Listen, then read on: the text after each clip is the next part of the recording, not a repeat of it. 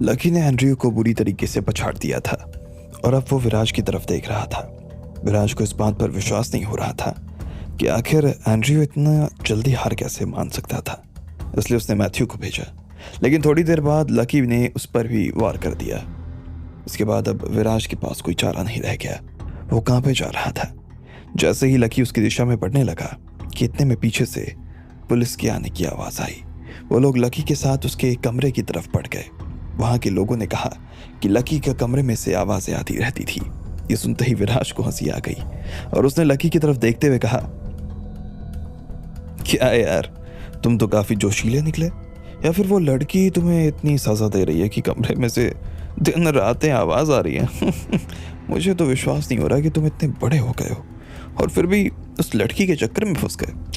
क्या है यार? देखो विराज, जैसा तुम सोच रहे हो वैसा बिल्कुल नहीं है, और अगर तुम्हें मालूम नहीं है कि क्या मामला है तो बेहतर होगा कि तुम अपना मुंह ना बंद रखो, लकी ने गुस्से में कहा। मारे गुस्से के उसका चेहरा लाल हो गया। लकी को पता था कि पलंग की आवाज़ इसलिए आती क्योंकि वो कमरे में मार्शल आर्ट्स की प्रैक्टिस करते थे। लकी कभी कभी इसलिए चिल्ला भी देता क्योंकि जीजी विशा उससे कुछ डिफ़िकल्ट करवा देती थी। लेकिन यहाँ लोग इन सब चीज़ों का गलत मतलब निकाल रहे थे। इधर सौरभ और बाकी लोगों ने जैसे ही ये बात सुनी तो वो लोग सीधा लकी के कमरे में दाखिल होने लगे। इतने में लकी आगे आए और कहा, सर अगर आप परमिट करें तो क्या मैं आपसे पहले अंदर आ जाऊं? विराज ने भी उसकी बात सुनी और बोला, अच्छा तो क्या तुम उस अंदर जाके उस लड़की से बात करना चाहते हो? नहीं सर, इस चीज़ को ना अलाउ मत करना। आप तो सीधा कमरे में घुसो, मैं इसे देख लूंगा, चिंता मत करो आप। एक काम करो, तुम दरवाज़ा खोलो, हम लोग साथ में ही अंदर दाखिल होंगे, सौरभ ने लकी से कहा।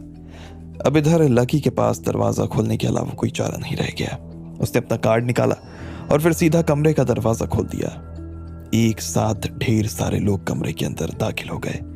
जैसे ही वो लोग अंदर घुसे तो उन्होंने देखा कि जीविशा अभी भी पलंग पर बैठी थी। उसने वही बैंगनी रंग का पैजामा पहना था और वो आलती पालती मार कर बैठी हुई थी। उसका सिर हल्का सा नीचे झुका था। कोई भी उसका चेहरा पूरी तरीके से नहीं देख पा रहा था, लेकिन फिर भी हर कोई ये बात कह सकता था कि वो बहुत सुंदर थी।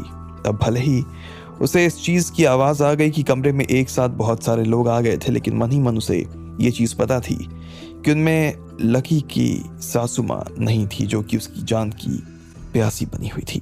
इसलिए उसने आंखें नहीं खोली और उसने अपना काम रोका नहीं। वो जो कर रही थी उसे करने में लगी रही और बाकी सब लोग उसे देखे जा रहे थे। उसने थोड़ी और देर तक अपना काम किया।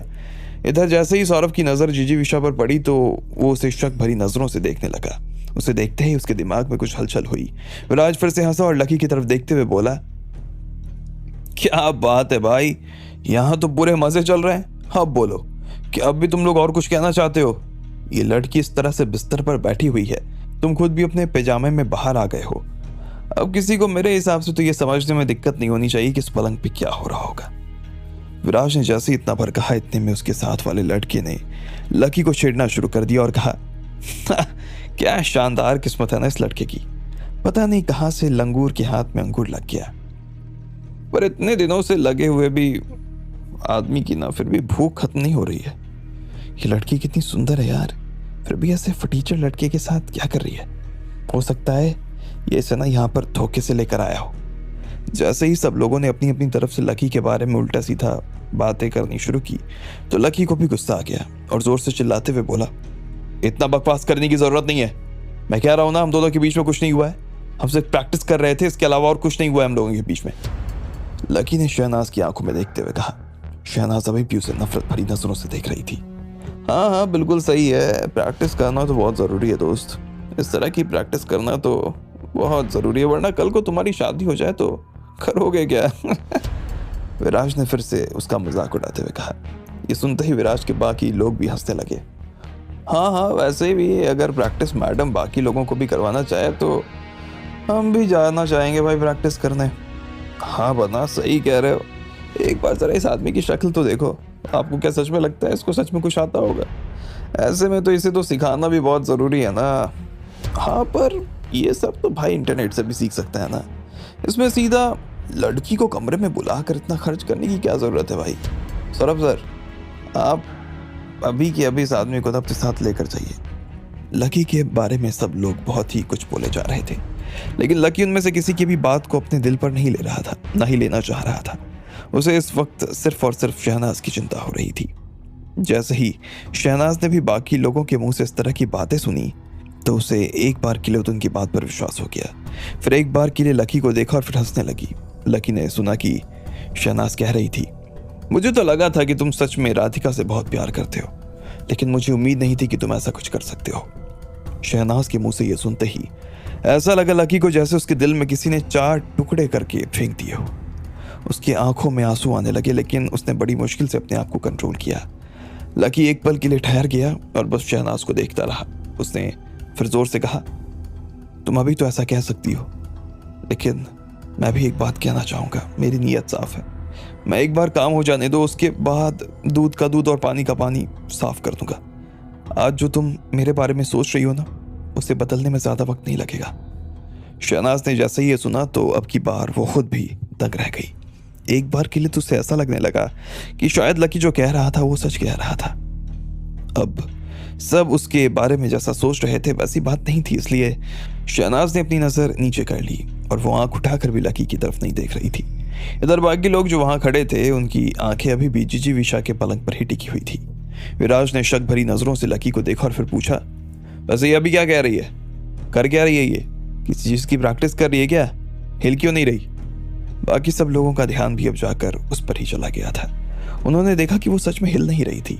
विराज उसके पास आया और उसे हिलाने के लिए अपना हाथ आगे बढ़ा दिया। जैसे ही उसका हाथ वो छूटने वाला था कि इतने में जीजी विशा ने अपनी आंखें खोली, विराज का हाथ पकड़ा और उसे जोर से उछाल दिया। विराज हवा में उड़ गया और छत से टकराने के बाद वो नीचे जमीन पर गिर गया। इधर जीजी विशा भी अब अपनी जगह से खड़ी हुई और उसने खूंटी पर टंगे अपने कपड़े उतार लिए। जैसे ही वो नीचे जमीन पर गिरा तो इतने में जीजी विशा ने दोबारा अपने सफेद कपड़े पहन लिए थे।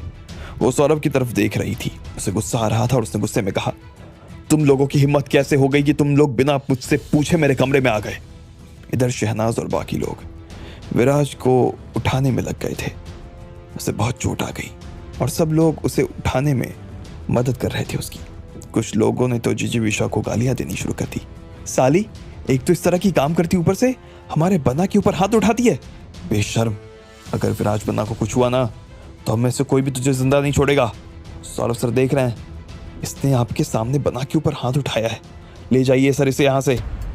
इधर शहनाज विराज के पास आकर बैठ गई। उसने विराज का सिर अपनी गोदे में लिया और बोली, विराज, विराज, क्या तुम ठीक हो? विराज ने लेकिन शहनाज की बात पर कोई ध्यान नहीं दिया। वो बस गुस्से से जीजी विशा की तरफ ही देख रहा था और उसने कहा, साली चुड़ैल, सर अभी के अभी इन दोनों हरामखोरों को पकड़ के जेल में डालो, पकड़ो इन्हें। इधर सौरभ खुद भी विराज को देख रहा था। जैसे ही उसने विराज के मुंह से इस तरह की बात सुनी तो उसने कहा, विराज, तुम अपने शब्दों पर जरा ध्यान दो।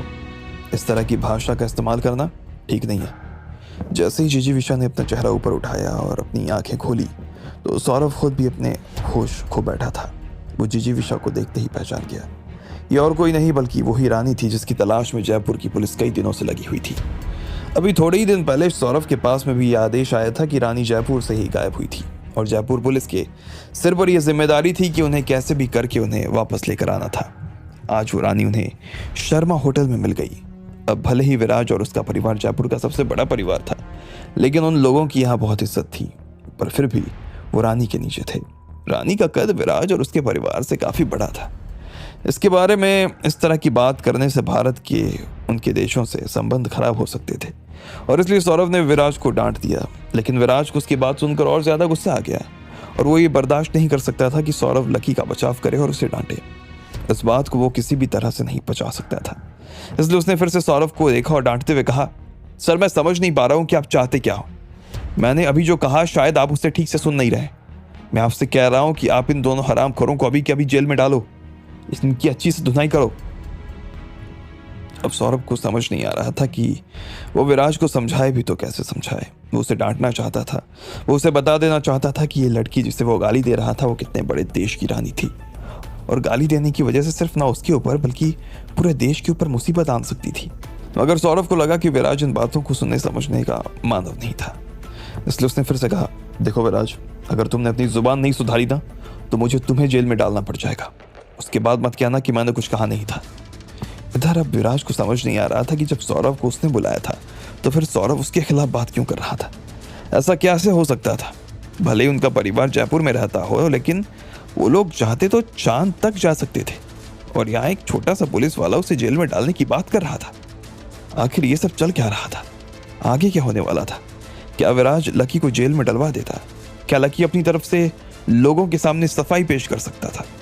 आपको क्या लगता है, क्या होंगे इन सभी सवालों के जवाब? कमेंट बॉक्स में कमेंट करके हमें ज़रूर बताएं, और सभी सवालों के जवाब को जानने के लिए सुनते रहिए इंस्टा मिलियनेयर सिर्फ पॉकेट एफएम पर।